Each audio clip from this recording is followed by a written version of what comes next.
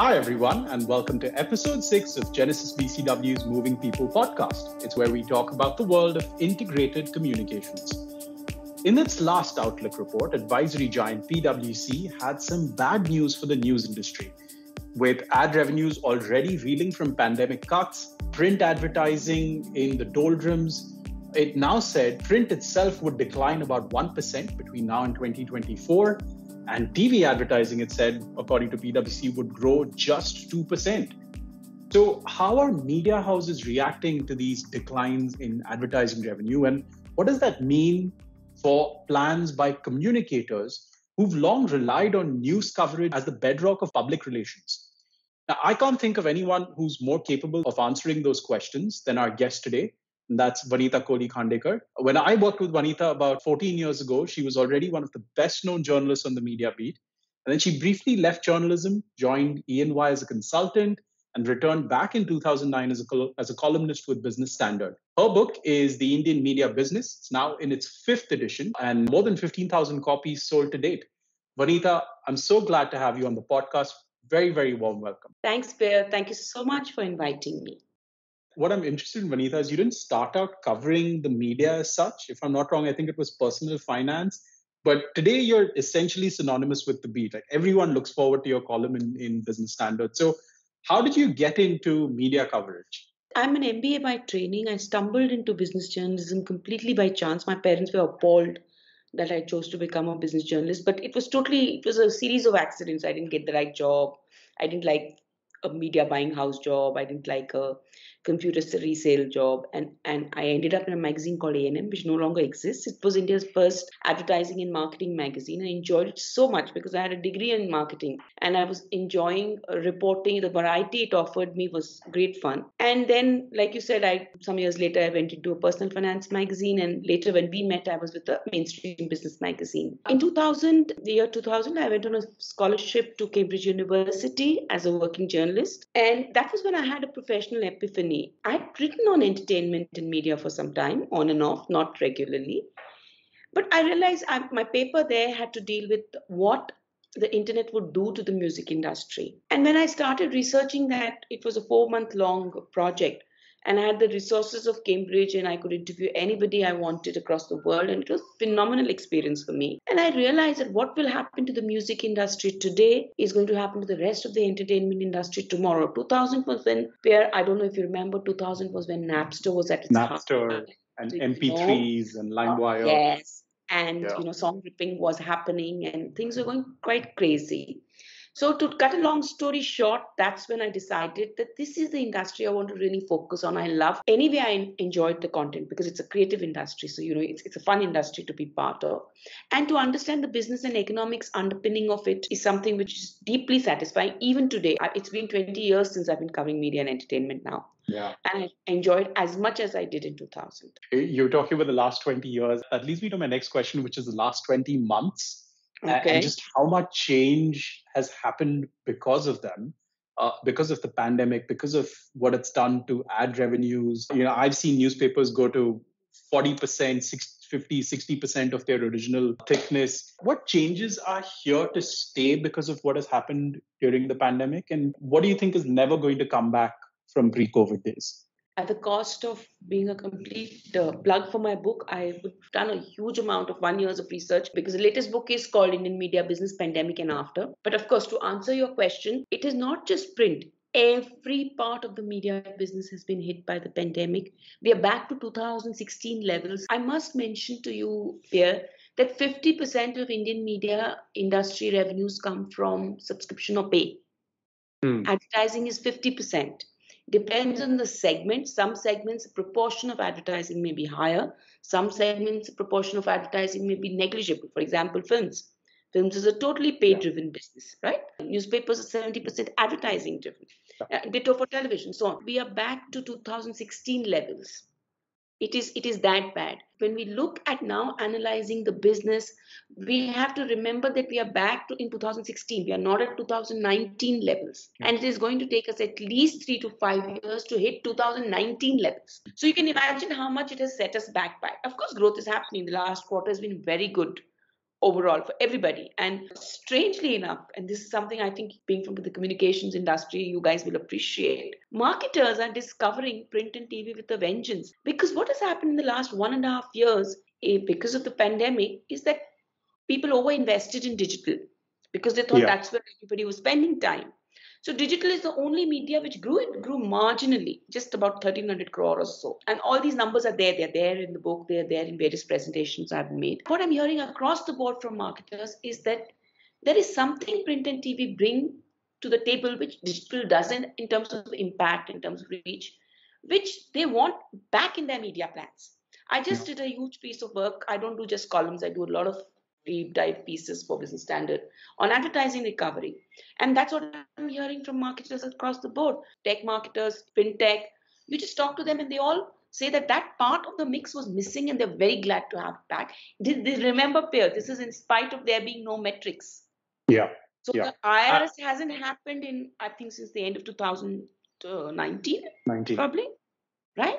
BARC is the only one where you get figures, so you get the television figures. I do want to come back to media mix in a couple of questions, because that is a really important question that a lot of communicators focus on. But before I get there, I want to also spend time on, you wrote this piece, I think it was in August, called "What is a Media Company?"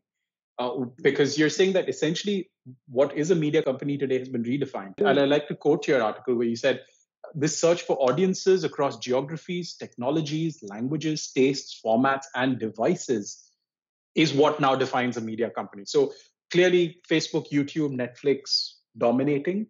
Have you seen traditional media organizations or news organizations that are adapting to this? They're doing very well, Pierre. If you look at the list of the top 10 entertainment OTTs in this country, about 5 or 7 are from media brands. MX Player is the largest OTT after YouTube. MX Player belongs to a company called Times. There's Hotstar, which belongs to a company called Disney Star. Correct? The media companies have done very well. If you look at newspapers, you look at the newspaper, top 20 newspaper news sources on the web.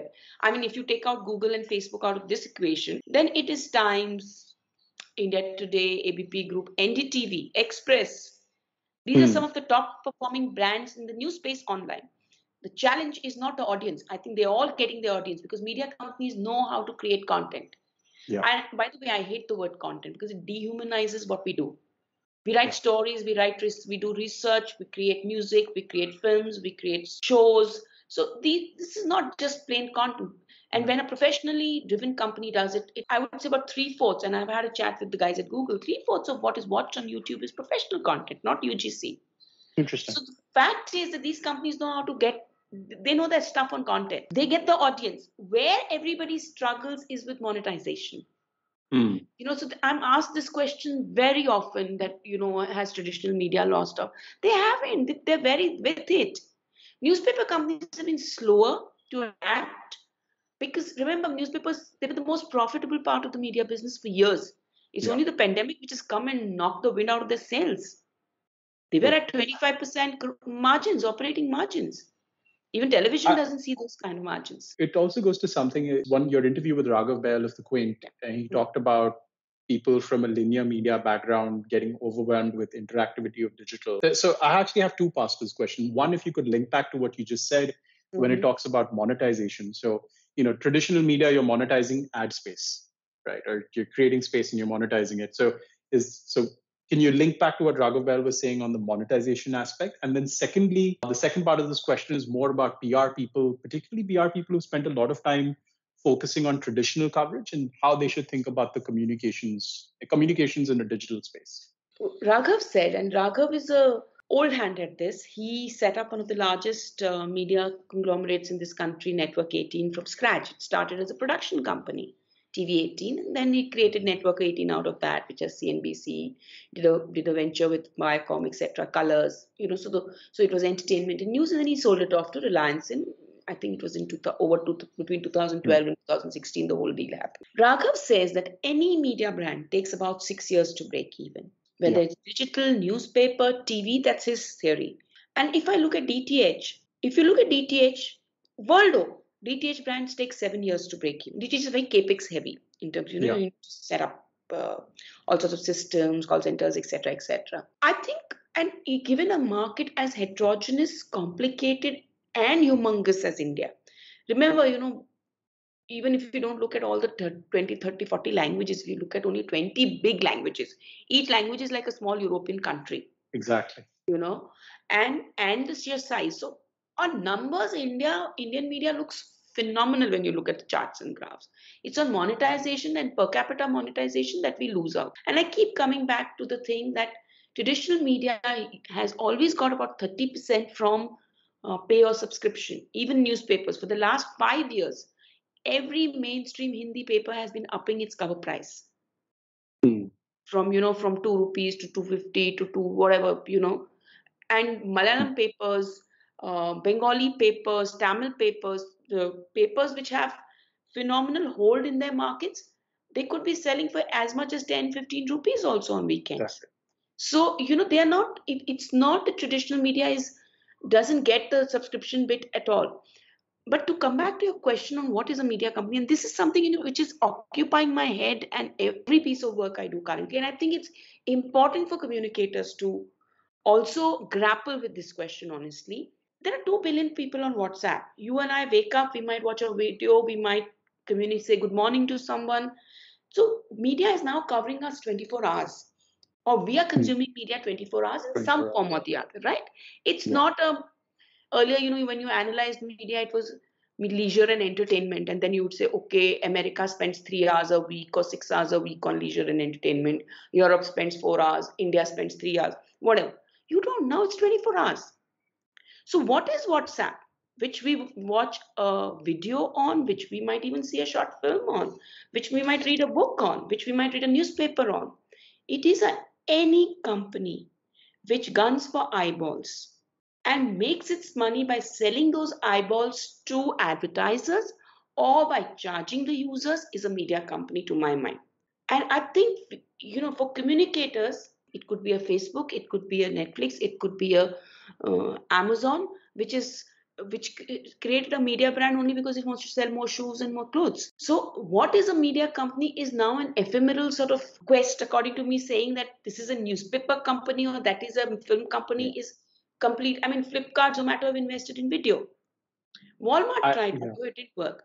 So, to my mind, when you speak as a communicator, when companies, whether it's Disney Hot getting into Hotstar or something else, tomorrow Disney could start a social media channel. You don't know. It is Yeah. a very splintered universe from a communicator's perspective.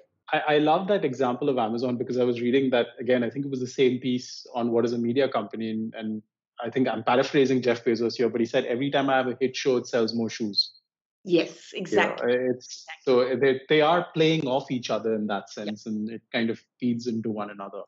Um, I want to talk about probably the biggest conversation in media right now, which is the metaverse. And we've seen Facebook become Meta, and we've heard Microsoft investing in it, and Epic Games has Roblox and Fortnite, and all Snap has a play in metaverse as well. Uh, a lot of brands today are launching products in the metaverse. I think Balenciaga did something, and Nike might be doing something. What should brands think about before getting in there? Because it seems like all our Gen Z and below are on that platform. What should brands think about before they jump on themselves? I'm just thinking, because brands like Fortnite were born in that universe. So my son is a huge Mm. Fortnite user. And I know that when Fortnite and Apple had a fight, I would get daily updates from my 12-year-old. To my mind, I think brands which were born there and brands which go there. So when you are at Times of India or Express or something, I'm using an analogy here. Yeah. Who gets into, let's say, online news, and when Mm. you are in Shorts, which was born online, or a Quint, which was born online, the your thinking is different, and exactly the problems or the challenges that a print company or television company faces when it gets into another new technology which has come to gather audiences is a problem that many of these companies which were born digital, but this is a Mm. completely different, and this is a very young short span, and I think gaming is such a huge element here. I Mm. don't think any of the big mainstream, I heard about Netflix trying to do something around gaming. I've heard about Facebook trying, but really, I think none of these biggies are getting it, and platform power may not always work, though it has worked with Fortnite versus Apple. I'm not sure how you tackle this. I think you have to have some humility, is what I would say, and the willingness to learn. So if a Raghav Behel can go from Network 18 and jump into Quint and Hmm. be quiet for 3 years and make the damn thing work, it's now beginning to make money, Quint. Yeah. I think that's the same kind of attitude you need when you jump in. He's no longer the Raghav Behel who created Network 18. Yeah. Disney is no longer the company which created. It is now a company which envelops Marvel and Hajar other things. And that is the approach you need to go in, having tech smarts, having content smarts, and also having such a tight grip on the consumer, because this consumer he's not even millennial, he's below millennial. So Exactly, exactly. And that's the whole idea. I think when you were talking about being a media company, it's about I have this platform and I have this technology and I have these people who are on it. How do I then make sure that I continue to engage them with the latest technology? But as you said, rather, I have to be humble about it. I don't have the answers. I should listen to the experts rather than think of myself as an old school media baron, who has the clout for today but may not tomorrow. yeah, also I think this wedded to the margins of 25-30%. And also I think tech savvy. A lot of publishers are now investing in AI. If you see all the big brands which have done well globally, Facebook, Google, they have spent billions on AI, Yeah, billions of their algorithms. That's the stuff you can't match. Not everybody yeah, can match it, and that's what will get you scale. And only scale will get you decent monetization, because per capita monetization is rubbish, as we both know. sure, So having 100 million unique visitors is not going to do anything for your life. You know, exactly. if you're only dependent on advertising revenue. So that mix of revenues, what scale and how much are you willing to invest? So a daily aunt is seriously picking up capital because it wants to invest more in technology and get scale, and therefore get more advertising revenues. I think that thing is something I think all companies have to be cognizant of. Everything that we've talked about now, if we can sort of dovetail it into our final serious question for today's podcast, which is if I was sitting at the other end today as one of my clients, either a B2B or a B2C company, and we were talking earlier about media mix, Mm-hmm. and you said, don't ignore traditional because Mm-hmm. there's still value in that. So, how would you advise me to look at the media mix today to reach my audience most effectively? Where the answer to that question is what it has always been. It's a list of factors which you look at. What stage is your brand at? What markets are you looking at? What is your brand objective? Is it Hmm. reach? Do you want to get more sales? Do you want just people to be aware, or just you want the brand to be within the sort of consciousness sphere? So the classic marketing questions or advertising questions pop up, and they have to be answered with respect to it's not even a three-dimensional. The way I describe this new world is kaleidoscopic. Keep looking at it, keeps changing. You don't know what shape that change will take, but you just invest in the changes that you think are the biggest, and then hope to hell that the brand makes it. That it sticks. Yeah, that it sticks. I love that you say that, ultimately you have to think objective. You can't just say, here's a new platform, let me keep playing and, keep trying. You have to think objective and then play smartly. And sometimes, yes, you will need to try something new out, but really focus on the end goal before you go for the shiny new toy. Absolutely. For example, Netflix has used Spotify very well. Hmm. And both are, unfortunately, the example I'm using are both entertainment brands, but Netflix has used Spotify very well to push up the viewership for its Korean shows, Yeah. because K-pop is very popular on. So it is very standard marketing tools there. There is no rocket Yeah. science to that. Thank you so much for that, Vanita. So, we always end our podcast with this rapid fire round to try and keep things light. We've got a bunch of questions ready to go. Yes, sure. Okay, great. So, do you still subscribe to newspapers or are you mostly digital now? No, we get about 6 newspapers at home, and since we shifted to Pune, I've started subscribing to Marathi newspaper too. And I subscribe to Economist. I've subscribed to it since 1993. We subscribe to the New York Times. So we read a lot. my husband. Widely read. That's amazing. What are your favorite websites to keep track of the media landscape? And I ask this question because I think a lot of our clients will also be interested in your answer. Yeah. So my Twitter feed is a superb example because it is totally media related, unless some particular commentator interests me. So it'll be Reuters Institute for Journalism. It'll be the Pew Center for Research in Journalism, which I'm sure many of which you guys will be following. It'll be the Motion Picture Producers Association. It'll be the National Cable and Television Association in America. It'll be the various industry associations in India, various industries, so Ofcom, FCC, all these bodies, which some of the news may not be relevant every day, but their research reports, their thinking, some of the papers, TRAI, for example, is something I follow. I may not follow their Twitter feed. They do papers around some parts of the communication industry. Yeah. Switch to apps. What's the one app you can't live without? Professionally or personally? I'll let you choose. I'm a Scrabble addict, so the one app I really can't live without is Scrabble Go. If you're saying entertainment apps, etc., I watch all entertainment apps on television. So Netflix is my absolute favorite. Amazon Prime Video. These days, Sony Live, though the interface is terrible, so I'm still struggling with it. we've got three wordsmiths or let's say crossword lovers on this particular recording. Nupur is a big fan as well. What's the one app you wish you never got on in the first place? Twitter. Really, I just escape. I just put my piece there, put a comment on the piece and run away from there because it is so full of bile. And Facebook, by the way, I've deleted everything I had on Facebook, every personal photo, everything I've deleted, except if you've tagged me, I'm there. I don't comment. I have not closed my account. I've let it remain. I find both of them very toxic. They spoil my mood and my day, so I don't go there. And finally, so talking about mood, how do you spend your downtime away from all these apps? I cook. I love cooking. I've just joined dance classes, Bollywood dance. We travel a lot when we can, which we haven't for 2 years now. But we're very regular with our holidays. We love taking holidays as a family. So those are the 2, 3. And of course, read. We read so much. We have like 3, 4 bookcases full of books. So those are the. We hope your travel days come again soon, Vanitha. Yes. But thank you you made it to the rapid fire round. It really was fantastic listening to you, Vanitha. And I was thinking as you were talking about the emerging trends and what's changed and what's not changed, that's almost like listening to a professor talk about a subject they're really passionate about. So thank you for spending time on this podcast with us.